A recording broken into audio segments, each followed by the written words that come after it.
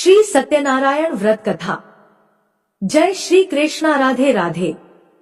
आज के दिन श्री सत्यनारायण भगवान की कथा को सुनने का विशेष महत्व है। तो आइए श्रवण करते हैं श्री सत्यनारायण भगवान की कथा। बोलिए श्री सत्यनारायण भगवान की जय। एक समय की बात है, नैमिषारण्य तीर्थ में शौनक आदि 88,000 ऋषियों ने श्री सूत जी से पूछा, हे प्रभु, इस कलयुग में वेद विद्या रहित मनुष्य को प्रभु भक्ति किस प्रकार मिल सकती है तथा उनका उद्धार कैसे होगा। हे मुनि श्रेष्ठ, कोई ऐसा तप बताएंगे जिससे थोड़े समय में ही पूर्ण फल मिले और मनोवांछित फल भी मिल जाए। इस प्रकार की कथा सुनने की हम इच्छा रखते हैं। सर्व शास्त्रों के ज्ञाता श्री सूत जी बोले, हे वैष्णवों में पूज्य, आप सभी ने समस्त प्राणियों के हित की बात पूछी है, इसलिए मैं एक ऐसे श्रेष्ठ व्रत को आप सभी को बताऊंगा जिसे नारद जी ने लक्ष्मी नारायण जी से पूछा था और स्वयं लक्ष्मीपति ने मुनि श्रेष्ठ नारद जी से इस कथा को कहा था। आप सब इसे ध्यान से सुनिए।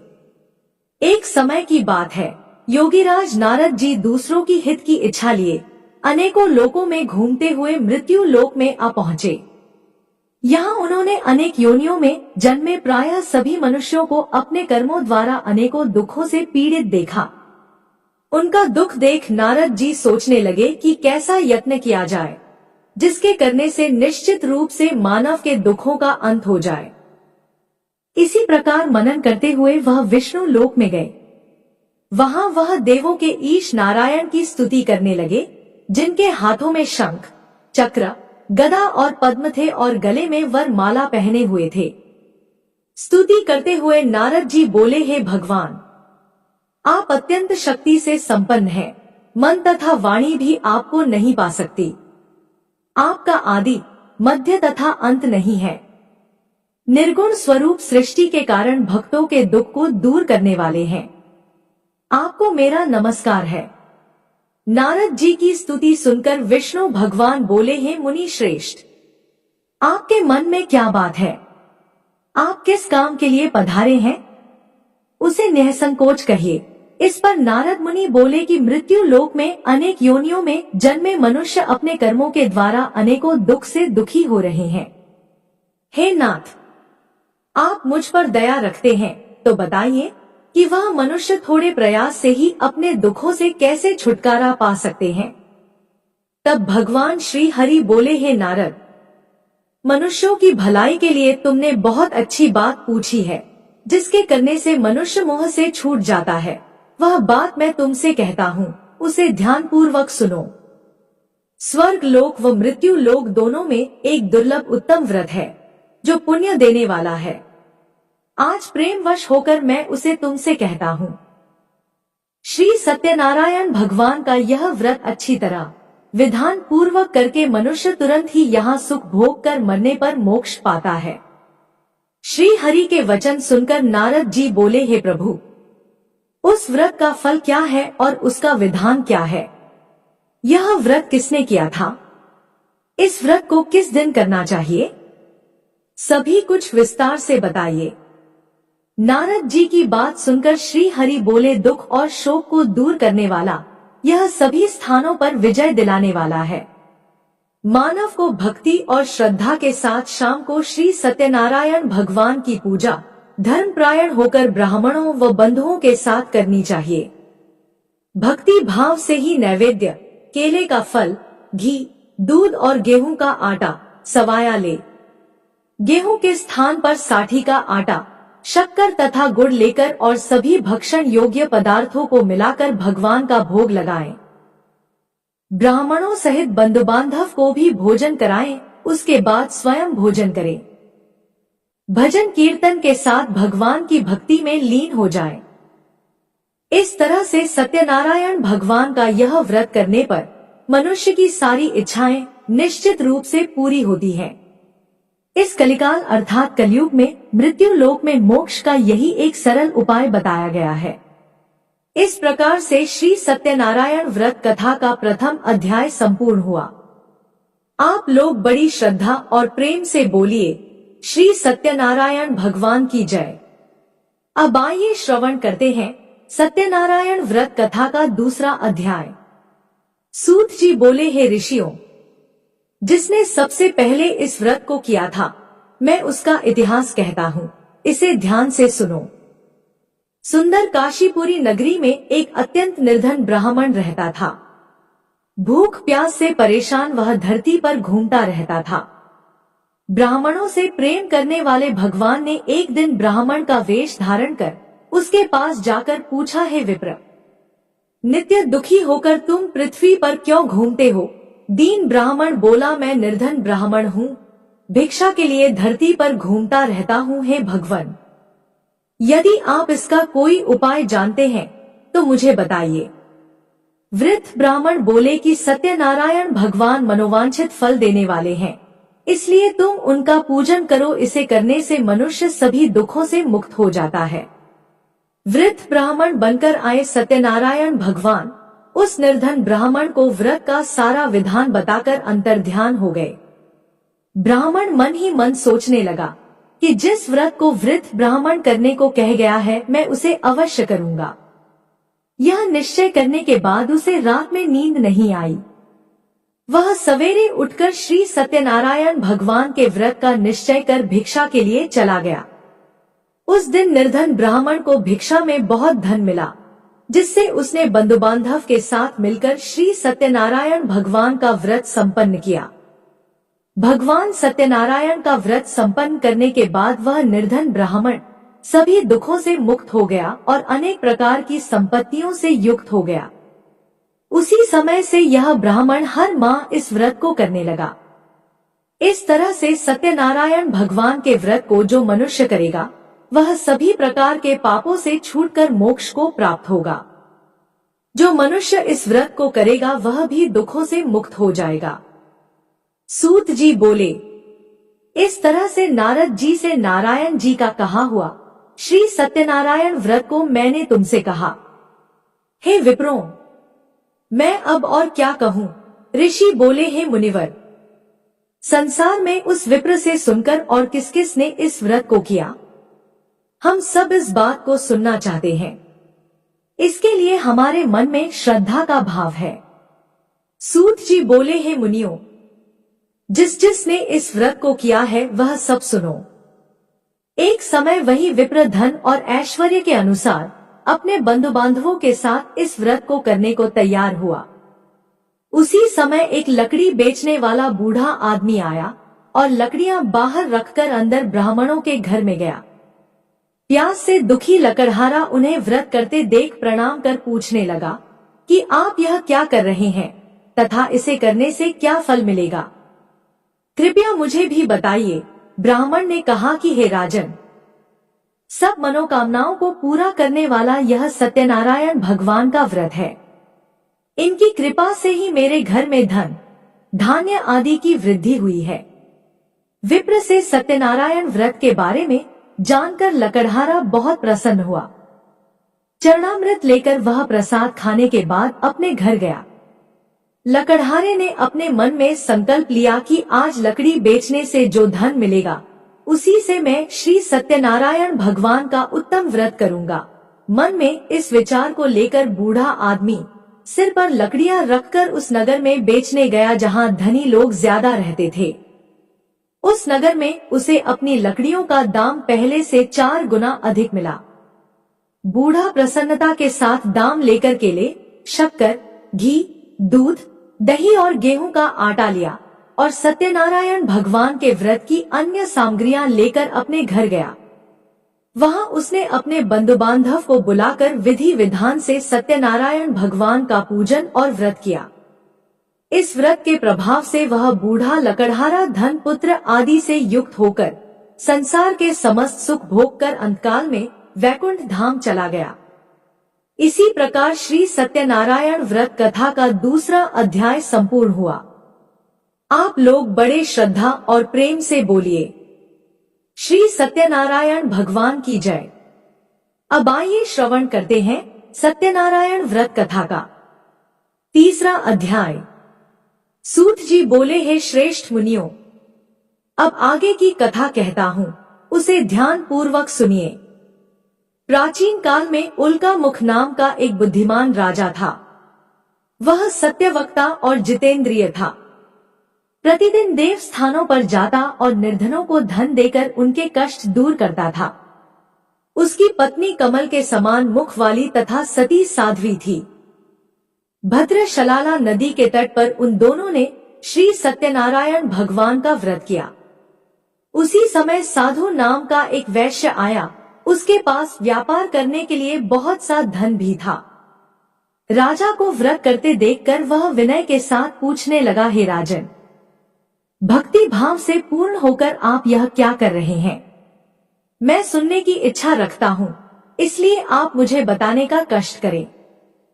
राजा बोला, हे साधु, अपने बंधु बांधव के साथ पुत्र आदि की प्राप्ति के लिए एक महाशक्तिशाली श्री सत्यनारायण भगवान का व्रत और पूजन कर रहा हूँ। राजा के वचन सुन साधु आदर से बोला, हे राजन, मुझसे इस व्रत का सारा विधान कहिए। आपके कथनानुसार मैं इस व्रत को करूँगा। मेरी भी संतान नहीं है और इस व्रत को करने से निश्चित रूप से मुझे संतान की प्राप्ति होगी। राजा से व्रत का सारा विधान सुनकर व्यापार से निवृत्त होकर वह अपने घर गया। साधु वैश्य ने अपनी पत्नी को संतान देने वाले इस व्रत का वर्णन कह सुनाया और कहा, जब मेरी संतान होगी तब मैं भी इस व्रत को अवश्य करूंगा। साधु ने इस तरह के वचन अपनी पत्नी लीलावती से कहे। एक दिन लीलावती पति के साथ आनंदित हो सांसारिक धर्म में प्रवृत्त होकर श्री सत्यनारायण भगवान की कृपा से गर्भवती हो गई। 10वें महीने में उसके गर्भ से एक सुंदर कन्या ने जन्म लिया। दिनोंदिन वह ऐसे बढ़ने लगी जैसे शुक्ल पक्ष का चंद्रमा बढ़ता है। माता पिता ने अपनी कन्या का नाम कलावती रखा। एक दिन लीलावती ने मीठे शब्दों में अपने पति को याद दिलाया कि आपने सत्यनारायण भगवान के जिस व्रत को करने का संकल्प किया था उसे करने का समय आ गया है। साधु बोला, हे प्रिय, इस व्रत को मैं उसके विवाह पर करूंगा। इस प्रकार अपनी पत्नी को आश्वासन देकर वह नगर को चला गया। कुछ वर्षों के तत्पश्चात कलावती शादी के योग्य हो गई। साधु ने एक बार नगर में अपनी कन्या को सखियों के साथ देखा तो तुरंत ही पुरोहित को बुलाया और कहा, मेरी कन्या के लिए योग्य वर देख कर आओ। साधु की बात सुनकर पुरोहित कंचन नगर में पहुंचा और वहां देखभाल कर लड़की के लिए सुयोग्य वर ढूंढा।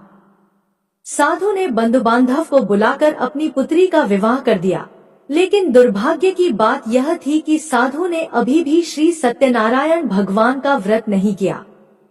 इस पर श्री सत्यनारायण भगवान क्रोधित हो गए और श्राप दिया कि साधु को अत्यधिक दुख मिले। अपने कार्य में कुशल साधु बनिया जमाई को लेकर समुद्र के पास स्थित रत्नापुर नगर में गया। वहां जाकर ससुर दामाद दोनों मिलकर चंद्रकेतु नामक राजा के नगर में व्यापार करने लगे। एक दिन भगवान श्री सत्यनारायण की माया से एक चोर राजा का धन चुराकर भाग रहा था। उसने राजा के सिपाहियों को अपना पीछा करते देख चुराया हुआ धन वहां रख दिया, जहां साधु अपने जमाई के साथ ठहरा हुआ था। राजा के सिपाहियों ने साधु वैश्य के पास राजा का धन पड़ा देखा तो ससुर जमाई दोनों को बांधकर प्रसन्नता से राजा के पास ले गए और कहा, महाराज, हम दोनों चोरों को पकड़ लाए हैं, आप आगे की कार्रवाई की आज्ञा दें।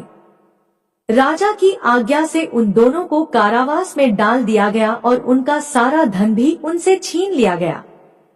श्री सत्यनारायण भगवान के श्राप से साधु की पत्नी भी बहुत दुखी हुई। घर में जो धन रखा था उसे चोर चुरा ले गए। शारीरिक तथा मानसिक पीड़ा व भूख प्यास से अति दुखी होकर कलावती एक ब्राह्मण के घर गई। वहां उसने श्री सत्यनारायण भगवान का व्रत होते देखा और कथा भी सुनी। वह प्रसाद ग्रहण कर रात को घर वापस आई। माता ने कलावती से पूछा, हे पुत्री, अब तक तुम कहाँ थी? तेरे मन में क्या है? कलावती ने अपनी माता से कहा, है माता, मैंने एक ब्राह्मण के घर में श्री सत्यनारायण भगवान का व्रत अनुष्ठान होते देखा है। कन्या के वचन सुनकर लीलावती भगवान के पूजन की तैयारी करने लगी। लीलावती ने परिवार व बंधुओं सहित सत्यनारायण भगवान का पूजन किया और उनसे वर मांगा कि हे प्रभु, मेरे पति तथा जमाई शीघ्र घर आ जाएं। साथ ही यह भी प्रार्थना की कि हम सबका अपराध भगवान क्षमा करें। श्री सत्यनारायण भगवान इस व्रत से संतुष्ट हो गए और राजा चंद्रकेतु को सपने में दर्शन देकर कहा, हे राजन, तुम उन दोनों वैश्य को छोड़ दो और तुमने उनका जो धन लिया है उसे भी वापस कर दो। अगर ऐसा नहीं किया तो मैं तुम्हारा धन, राज्य और संतान सभी को नष्ट कर दूंगा। राजा को यह सब कहकर सत्यनारायण भगवान अंतर्ध्यान हो गए। प्रातःकाल सभा में राजा ने अपना सपना सुनाया, फिर बोले, वणिक पुत्रों को कैद से मुक्त कर सभा में लाओ। दोनों ने आते ही राजा को प्रणाम किया। राजा अत्यंत मधुर वाणी में बोला, हे महानुभावों, दुर्भाग्य से ऐसा कठिन दुख तुम्हें प्राप्त हुआ है, लेकिन अब तुम्हें कोई भय नहीं है। ऐसा कहकर राजा ने उन दोनों को नए वस्त्र और आभूषण पहनाए और जितना धन उनका लिया था उससे दोगुना धन वापस कर दिया। दोनों वैश्य अपने घर को चल दिए। इस प्रकार से श्री सत्यनारायण व्रत कथा का तीसरा अध्याय यहीं पर संपूर्ण हुआ।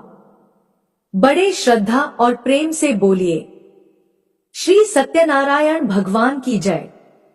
आइए अब श्री सत्यनारायण भगवान की कथा का चौथा अध्याय सुनते हैं। सूत जी बोले, वैश्य ने मंगलाचार कर अपनी यात्रा आरंभ की और अपने नगर की ओर चल दिए। उनके थोड़ी दूर जाने के बाद एक दंडी वेशधारी श्री सत्यनारायण भगवान ने उनसे पूछा, हे साधु, तेरी नाव में क्या है? व्यापारी हंसता हुआ बोला, हे दंडी, आप क्यों पूछते हो? क्या धन लेने की इच्छा है? मेरी नाव में तो बेल और पत्ते भरे हुए हैं।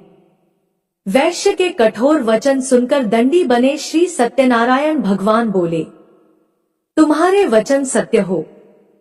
दंडी ऐसा वचन कहकर वहां से दूर चले गए और कुछ दूर जाकर समुद्र के किनारे बैठ गए।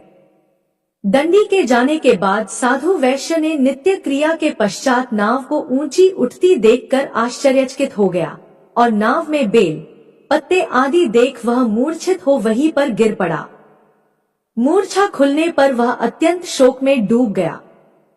तब उसका दामाद बोला, पिताजी आप शोक ना मनाएं, यह दंडी का श्राप है, इसलिए हमें उनकी शरण में जाना चाहिए, तभी हमारी मनोकामना पूरी होगी। दामाद की बात सुनकर वह दंडी के पास पहुंचा और अत्यंत विनम्रता एवं भक्ति भाव से प्रणाम करके बोला, हे महाराज, मैंने आपसे जो असत्य वचन कहे थे उनके लिए मुझे क्षमा कर दीजिए। ऐसा सुनकर महान शोकातुर होकर दंडी भगवान बोले, हे वणिक पुत्र, मेरी आज्ञा से बार बार तुम्हें दुख प्राप्त हुआ है क्योंकि तुम मेरी पूजा से विमुख हुए। साधु बोला, हे प्रभु, आपकी माया से ब्रह्मा आदि देवता भी आपके रूप को नहीं जानते। प्रभु, मैं तो अज्ञानी हूँ, कैसे जान सकता हूँ?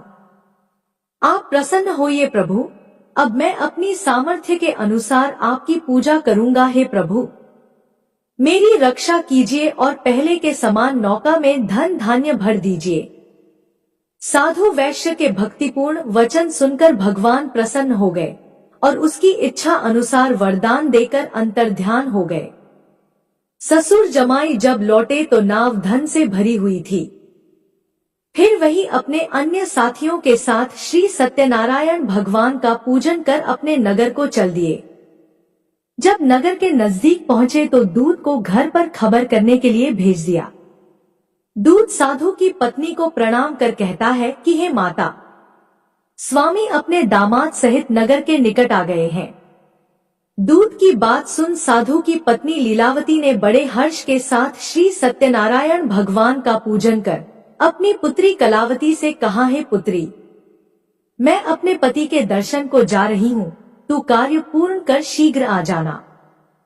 माता के ऐसे वचन सुनकर कलावती जल्दी से प्रसाद छोड़कर अपने पति के पास चली गई। प्रसाद की अवज्ञा के कारण श्री सत्यनारायण भगवान रुष्ट हो गए और नाव सहित उसके पति को पानी में डुबो दिया। कलावती अपने पति को वहां ना पाकर रोती हुई जमीन पर गिर गई। नाव को डूबा हुआ देख और कन्या को रोता हुआ देख साधु दुखी होकर बोला, हे प्रभु, मुझसे तथा मेरे परिवार से जो भी भूल हुई है उसे क्षमा करें। साधु के दीन वचन सुनकर श्री सत्यनारायण भगवान प्रसन्न हो गए और आकाशवाणी हुई, हे साधु, तेरी कन्या मेरे प्रसाद को छोड़कर आई है, इसलिए उसका पति अदृश्य हो गया है। यदि वह घर जाकर प्रसाद खाकर लौटती है तो उसे इसका पति अवश्य मिलेगा। ऐसी आकाशवाणी सुनकर कलावती घर पहुंचकर प्रसाद ग्रहण करती है और फिर आकर अपने पति के दर्शन करती है। इसके बाद साधु अपने बंधु बांधव सहित श्री सत्यनारायण भगवान का विधि विधान से पूजन करता है। इस लोक का सुख भोगने के बाद अंत में स्वर्ग जाता है। इस प्रकार से श्री सत्यनारायण भगवान व्रत कथा का चतुर्थ अध्याय संपूर्ण हुआ। बड़े ही श्रद्धा और प्रेम से बोलिए, श्री सत्यनारायण भगवान की जय। आइए अब श्री सत्यनारायण भगवान की कथा का 5वां अध्याय सुनते हैं। सूत जी बोले, हे ऋषियों, मैं और भी एक कथा सुनाता हूँ, उसे भी ध्यानपूर्वक सुनो। प्रजापालन में लीन तुंगध्वज नाम का एक राजा था। उसने भी भगवान का प्रसाद त्याग कर बहुत दुख सहन किया। एक बार वन में जाकर वन्य पशुओं को मारकर वह वट के पेड़ के नीचे आया। वहां उसने ग्वालों को भक्ति भाव से अपने बंधुओं सहित सत्यनारायण भगवान का पूजन करते देखा। अभिमानवश राजा उन्हें देखकर भी पूजा स्थल पर नहीं गया और न ही उसने भगवान को नमस्कार किया। ग्वालों ने राजा को प्रसाद दिया, लेकिन उसने वह प्रसाद नहीं खाया और प्रसाद को वहीं छोड़कर अपने नगर को चला गया। जब वह नगर में पहुंचा तो वहां सब कुछ तहस नहस हो चुका था। वह राजा शीघ्र ही समझ गया कि यह सब भगवान ने ही किया है। वह दोबारा ग्वालों के पास पहुंचा और विधिपूर्वक पूजा करके प्रसाद खाया तो श्री सत्यनारायण भगवान की कृपा से सब कुछ पहले जैसा हो गया। दीर्घ काल तक सुख भोगने के बाद मरणोपरांत उसे स्वर्ग लोक की प्राप्ति हुई। जो मनुष्य परम दुर्लभ इस व्रत को करेगा अथवा सुनेगा, भगवान श्री सत्यनारायण की अनुकंपा से उसे धन धान्य की प्राप्ति होगी। सत्यनारायण भगवान की कृपा से निर्धन धनी हो जाता है और दुर्बल बलवान हो जाता है। संतानहीन मनुष्य को संतान सुख मिलता है और सारे मनोरथ पूर्ण होने पर मानव अंतकाल में बैकुंठ धाम को जाता है। सूत जी बोले, जिन्होंने पहले इस व्रत को किया अब उनके दूसरे जन्म की कथा भी सुनिए। शतानंद नामक ब्राह्मण ने सुदामा के रूप में जन्म लेकर भगवान श्री कृष्ण की भक्ति कर मोक्ष प्राप्त किया। उल्कामुख नाम के महाराज राजा दशरथ बने और श्री रंगनाथ का पूजन कर बैकुंठ को प्राप्त हुए। साधु नाम के वैश्य ने धर्मात्मा व सत्य प्रतिज्ञ राजा मोरध्वज बनकर अपने पुत्र को आरे से चीरकर मोक्ष को प्राप्त हुआ। महाराज तुंगध्वज स्वयंभू मनु हुए। उन्होंने बहुत से लोगों को भगवान की भक्ति में लीन कर मोक्ष प्राप्त किया। लकड़हारा भील अगले जन्म में निषाद राजा हुआ, जिसने भगवान श्री राम के चरणों की सेवा कर मोक्ष प्राप्त किया। इस प्रकार श्री सत्यनारायण व्रत कथा का 5वां अध्याय संपूर्ण हुआ। बड़ी ही श्रद्धा और प्रेम से बोलिए, श्री सत्यनारायण भगवान की जय। बोलिए, श्री सत्यनारायण भगवान की जय। श्रोताओं, पूरी सत्यनारायण व्रत कथा का निहितार्थ यह है कि लौकिक एवं पालौकिक हितों की साधना के लिए मनुष्य को सत्य आचरण का व्रत लेना चाहिए। सत्य ही भगवान है, सत्य ही विष्णु है। लोक में सारी बुराइयों, सारे कलेश, सारे संघर्षों का मूल कारण है सत्य आचरण का अभाव। श्री सत्यनारायण व्रत कथा पुस्तिका में इस संबंध में एक श्लोक है, जिसका अर्थ है कि सत्यनारायण व्रत का अनुष्ठान करके मनुष्य सभी दुखों से मुक्त हो जाता है। कलिकाल में सत्य की पूजा विशेष रूप से फलदायी है। सत्य के अनेक नाम हैं, यथा सत्य नारायण, सत्य देव सनातन, सत्य रूपी विष्णु भगवान कलयुग में अनेक रूप धारण करके लोगों को मनवांछित फल देंगे। इसी प्रकार से श्री सत्यनारायण व्रत कथा संपूर्ण हुई। जय श्री सत्यनारायण भगवान। अगर वीडियो पसंद आई तो हमारे चैनल को सब्सक्राइब करें। धन्यवाद।